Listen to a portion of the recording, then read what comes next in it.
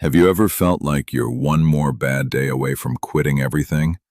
Not dramatically, not posting about it, just quietly thinking, I don't know if I can keep doing this. You wake up tired, you push through, you smile when you have to. You handle what's in front of you, but underneath it all, there's this low hum of exhaustion. And it's not physical, it's emotional. It's the kind of tired that sleep doesn't fix. And here's the part that stings. You used to be more hopeful, more driven, more certain. Now you're just trying to survive the week. Be honest, does that feel familiar? Because this is where the real story starts. Not with failure, not with rock bottom, but with quiet erosion. You don't wake up one day and decide to give up. You slowly lose the belief that your effort matters, and that's heavier than any workload. At first, you tell yourself it's just a phase. Everyone feels like this sometimes. And that's true. But then it lingers, and then it deepens, and then it starts shaping how you see yourself. You miss a goal, you drop a habit, you fall behind, and the voice shows up. Maybe I'm just not built for this. Wait, before you push that thought away, why does your brain go there so fast? Why does one setback feel like proof of something bigger? This next part changes everything. The real battle isn't your circumstances. It's your interpretation of them. Two people can face the same obstacle. One says, "This is hard." The other says, "I'm not enough." That second sentence, that's the weight. And here's where it gets real. When you feel like giving up, it's rarely because you're weak. It's because you're emotionally overloaded. You've been carrying doubt, comparison, unmet expectations, silent pressure, for longer than you admit. Most people won't say this out loud, but I will. Sometimes the reason you want to quit isn't because the dream changed. It's because you're tired of disappointing yourself. That hits differently. Because now it's not about success, it's about identity.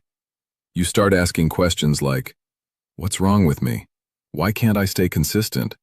Why does this feel harder for me than everyone else? Let me tell you something uncomfortable. You're not seeing everyone else's struggle. You're seeing their highlights, and comparing them to your behind the scenes.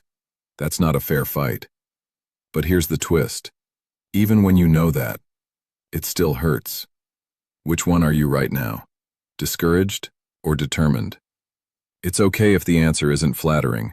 Awareness is where strength begins. Now here's the part nobody talks about. Giving up feels tempting because it promises relief. Relief from pressure, relief from trying, relief from caring. If you stop caring, you can't be disappointed, right? But that relief is temporary, because the regret shows up later, quietly. When you see someone else doing what you once dreamed of, when you think about who you could have become, that regret is heavier than the effort ever was. So why does quitting feel so close sometimes? Because you've been measuring progress emotionally, and emotions fluctuate. You feel strong one week, unstoppable even. Then one bad day convinces you it's all falling apart. Why do we let temporary emotions make permanent decisions? Think about that for a second. When you zoom out, have you actually failed? Or have you just hit resistance? There's a difference, and that difference is where your power lives. But here's where things change. What if the feeling of wanting to quit isn't a sign to stop, but a sign you're at the edge of growth? Stay with me, because this next shift might reframe everything. What if the feeling of wanting to quit isn't a sign to stop, but a sign you're at the edge of growth? That thought alone changes the temperature of the room, because now the discomfort isn't proof you're failing, it's proof you're stretching. But here's where resistance kicks in. Your mind doesn't like stretching. It likes certainty. It likes control. It likes knowing how things end. Growth offers none of that. Growth says, keep walking. You'll understand later. And that's uncomfortable. Because when you feel like giving up, what you really want is clarity. You want to know it's going to work out. You want guarantees. You want assurance that this effort isn't pointless. But life doesn't hand out guarantees. It hands out tests. And this is where it gets real. Most people quit in the valley, not because the mountain is impossible, but because the valley feels endless. Let me ask you something. How long have you been in your valley? Weeks? Months? Years? Don't answer quickly. Feel it. Because valleys distort perception. They make progress invisible. You're climbing, but it feels flat. You're growing, but it feels stuck. Be honest. Have you ever improved and still felt behind? That contradiction is brutal. You hit milestones and still think, it's not enough. You move forward and still feel inadequate. Why? Because your internal standard keeps moving. And here's the surprising realization. The problem isn't your effort, it's your expectations. You thought growth would feel empowering. You thought resilience would feel strong. But resilience often feels lonely. Growth feels uncertain. And discipline feels boring. Nobody posts about the boring days, the repetitive days, the I don't feel like it, but I'm doing it anyway days. But those are the days that build you. This next part changes everything. You don't keep going because you feel inspired. You keep going because you decide the person you're becoming matters more than how you feel today. Read that slowly. The person you're becoming. Not the result, not the applause, the identity. When you shift from chasing outcomes to building identity, something stabilizes. Instead of saying, I need to succeed, you say, I'm someone who doesn't quit. Different energy, different posture, different resilience. But let's be honest, that shift doesn't happen overnight. Because when you're tired, identity talk feels abstract. You're thinking, I just need a break. And sometimes you do. Here's where nuance matters. There's a difference between resting and quitting. Rest says, I'm recovering so I can continue. Quitting says, I'm done because this hurts. Can you tell which one you've been doing? Don't judge it, just notice it. Most people confuse burnout with weakness. They think needing rest means they're not cut out for it. But exhaustion doesn't mean you're incapable. It means you're human. And this is where it hits. You don't need to be stronger. You need to be smarter with your energy. Wait till you hear this. Sometimes keeping going doesn't mean pushing harder. It means simplifying, cutting noise, reducing comparison, focusing on one step. One. Not the entire staircase, just the next step. Because when you stare at the whole mountain, it's overwhelming. When you focus on the next foothold, it's manageable. Why do we insist on mentally carrying the entire future at once? No wonder you're tired. You're trying to solve tomorrow before finishing today. Which one are you choosing right now? Pressure or progress? You can't carry both. And here's where the hero shifts. You stop asking, can I handle all of this? And start asking, can I handle the next hour? That question is lighter, more honest, more doable. And doable is powerful. Because every time you handle the next hour, you build proof. Proof that you can continue. Proof that the feeling didn't win. Proof that you're not as fragile as your doubts suggest. But this next part, this is where it really changes.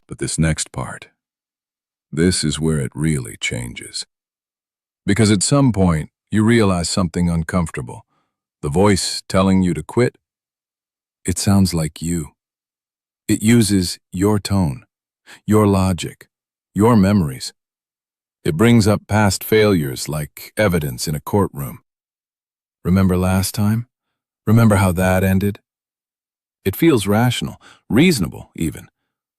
But here's the twist. That voice isn't your enemy. It's your protection system. It's trying to save you from pain, embarrassment, disappointment. And if you've been hurt before, it gets louder. This is where most people misunderstand themselves. They think they lack discipline. They think they're lazy. But what if you're not lazy? What if you're guarded? Guarded from trying again. Guarded from caring too much. Because caring means risking, and risking means you might lose again. Shared confession. I used to think wanting to quit meant I wasn't built for big things. Turns out, it meant I was scared of how much I wanted them. That's different. So let me ask you something uncomfortable. Are you actually tired of the goal? Or are you tired of the emotional risk attached to it? Sit with that. Because if it's the second one, then quitting won't fix it. It'll just protect you temporarily. But here's where it gets powerful. Protection feels safe. Growth feels exposed. You can't have both at full strength. And that tension? That's where you're standing right now. Which one are you choosing? Safety or expansion? No judgment, just awareness. Now here's the part nobody tells you. Courage isn't loud. It doesn't feel cinematic. It feels quiet, almost boring. It's waking up and doing the thing again, without applause, without certainty, without dramatic music in the background. Just you and your decision, over and over. That's it. And this next shift might sting. You've been waiting to feel ready, but readiness is a myth. Nobody feels fully ready to try again after disappointment. They just move while still unsure. And that's what separates the stuck from the steady. Not talent, not luck. Tolerance for uncertainty. Why do we expect confidence before action? Confidence is built after action. That's the order, always has been. Think about something you're good at now. There was a time you were awkward at it, uncertain, slow. You didn't quit then. Why? Because the stakes felt lower. Now the stakes feel personal. Now it's tied to your identity, your worth, your future. That's why it feels heavier. But this is where the guide, the idea, steps in. You don't keep going because you're fearless. You keep going because you decide fear doesn't get the final vote. Let that settle. Fear can speak. Doubt can speak. Exhaustion can speak. But they don't decide. You do. And here's the surprising realization. Every time you don't quit, even when you want to, you upgrade your identity, quietly. You become someone who endures, someone who recalibrates instead of collapses, someone who bends without breaking. And identity compounds. Small choices stack. You don't notice it at first. Then one day, something that would have crushed you doesn't. And you realize, I've changed. That's not dramatic. It's subtle, but it's powerful. Now think about this. If you quit today, what story does that reinforce? And if you continue today, even imperfectly, what story does that build? Stories shape identity. Identity shapes action. Action shapes life.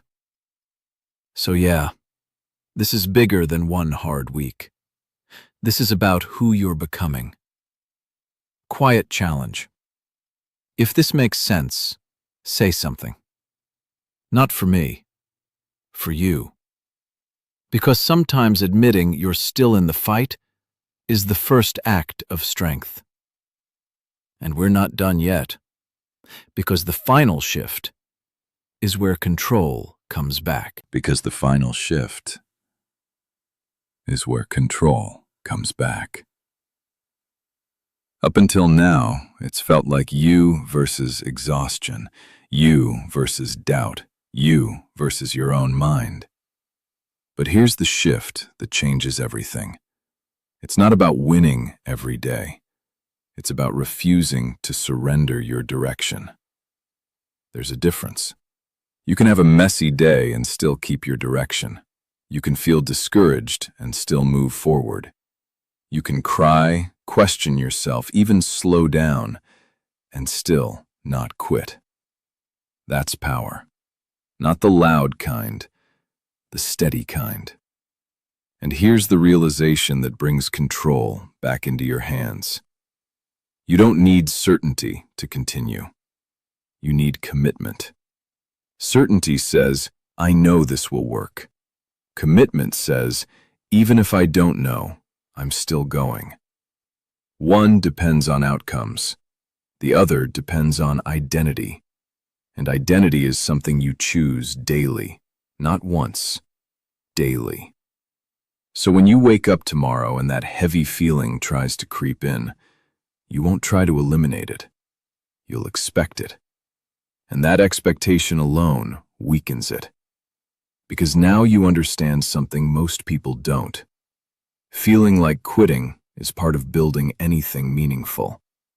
It's not a glitch in the process. It is the process. Wait till you hear this. The people you admire, they didn't avoid the urge to quit. They outlasted it. They sat in the discomfort longer than most. They tolerated uncertainty longer than most. They kept moving when it would have been easier to shrink. That's it. No secret formula, just endurance mixed with intention. But here's where it gets personal. You don't admire those people because they never struggled. You admire them because they kept going while struggling. So what if someone was watching your story right now? Not your highlight reel, your real life. Would they see someone collapsing or someone recalibrating? Be honest. Not harsh, just honest. Because this isn't about becoming invincible. It's about becoming resilient. Resilience doesn't mean you don't feel overwhelmed. It means overwhelm doesn't decide your future. And that's the emotional upgrade. Instead of asking, why is this happening to me? You start asking, who is this shaping me into? That question shifts you from victim to builder, from reactive to intentional, from stuck to evolving. And here's the quiet truth underneath everything. You don't actually want to quit. You want relief. You want reassurance. You want to know that this effort matters. And it does. Not because the outcome is guaranteed, but because every time you continue, you become stronger than the version of you that wanted to stop. That's growth. Not glamorous, not viral, but real. So here's what this all comes down to. You don't need to promise yourself forever. You don't need to swear you'll never doubt again. You just need to decide, not today. Not today will I let a feeling define me. Not today will I let one setback rewrite my identity. Not today will I abandon something that still matters to me. That's manageable. That's human. And that's enough. Because when you stack enough not todays together, you wake up one day and realize you built resilience. You built self-trust. You built proof. Proof that you can endure. Proof that you can restart. Proof that you are not as fragile as your lowest moments suggested. And that's the new identity. Not someone who never struggles, but someone who keeps going anyway. So the next time that quiet voice whispers, maybe this isn't for you, you'll recognize it. You'll nod, and you'll move anyway. Not perfectly, not dramatically, just steadily. Because your life isn't decided in one emotional moment. It's shaped in repeated decisions. And right now, you're still here. Still listening. Still thinking. That tells me something. You're not done. And maybe you never were. If this hit home, don't just scroll. Subscribe, and keep building the version of you that refuses to quit.